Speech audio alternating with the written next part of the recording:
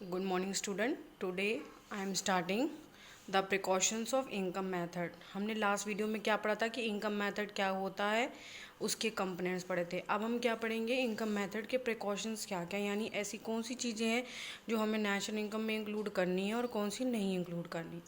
अब देखिए, transfer income का मतलब है कि हमें किसी से मुफ्त में कुछ मिल गया है। मान लीजिए किसी ने हमें कैश रिवॉर्ड दे दिया है या गिफ्ट दे दी हैं, ऐसी चीज़ें आपकी इनकम मेथड में इंक्लूड नहीं होंगी, क्योंकि ये कोई हमारे प्रोडक्टिव सर्विस से नहीं आ रही, हमने कोई मेहनत से नहीं कमाया ये।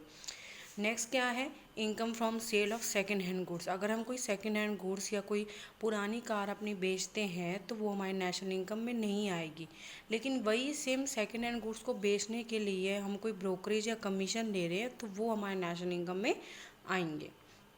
सेम यहाँ पे यही केस है, income from sale of shares, bonds and debentures. अगर आपने बेचे हैं तो आपके नेशनल इनकम में नहीं आएंगे, क्योंकि जस्ट एक ये पेपर्स हैं हमारे।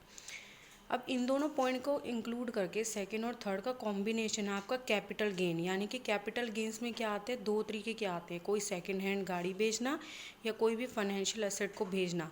ये दोनों ही हमारे प्रोडक्टिव ट्रांजैक्शन नहीं है, यानी कि मेहनत की कमाई नहीं है, तो ये हमारे नेशनल इनकम में इंक्लूडेड नहीं है। यानी capital gain is not included in national income. Fifth क्या है, विंडफॉल गेंस। विंडफॉल गेंस यानी कि लॉटरी वगैरह से अगर आपको कोई पैसा मिला है तो ये आपके नेशनल इनकम में नहीं आएंगे, because it is not a productive activity. Next क्या है, payment out of pass saving. मान लीजिए कोई पास सेविंग थी, उससे आपने कोई पेमेंट दी है, like death duties, gift tax वगैरह भरे हैं, तो वो आपके नेशनल इनकम में नहीं आएंगे।